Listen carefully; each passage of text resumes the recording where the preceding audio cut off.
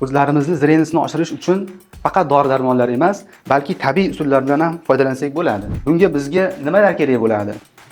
So'zi, olma, apelsin, kivi, banan, yong'oq, zaytun moyi va chernika kukuni kerak bo'ladi. Biz sizlar bilan sharbat tayyorlaymiz. So'zida ko'proq A vitamini, C guruh vitaminlari bo'ladi. A vitaminlar ko'zlarimizni kechqurun ko'rishini ta'minlaydi. Olma eng vitaminlarga boy mahsulot hisoblanadi.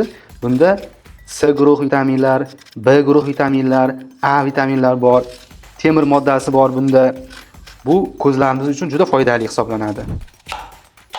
Kichikroq qilib to'g'rab olamiz, blenderda oson maydalanishi uchun. Kivi, apelsin bu C vitaminiga boy hisoblanadi. C vitamin ko'zlarimizni tomirini mustahkamlaydi. Ovqatlarimizni ham hazm qilishda kivini o'rni juda katta hisoblanadi. Nafaqat ko'zlarimiz uchun, balki butun qon tomir sistemalariga ahamiyati juda katta hisoblanadi. Ishtahani oshiruvchi hisoblanadi. Banan B6 vitaminiga boy hisoblanadi. Bu B guruh vitaminlari ko'zlarimizning nervlarini yaxshi ishlash uchun yordam beradi. Birinchi olma bilan so'zlarimizni solsak, qattiq mahsulotlarimizni. Mag'iz ham omega 3 yog'iga, B6 vitaminiga boy hisoblanadi.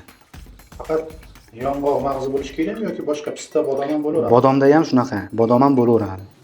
Mana. Yetadi, tapga ko'ra solsak yetadi. Oxirida chernika kukuni. Zaytun yog'idan ozgina. Endi ozgina filtrlangan suv qo'shib yuboramiz.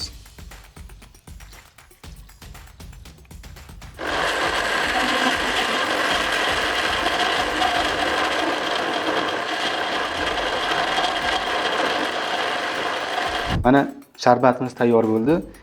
Buni quyamiz.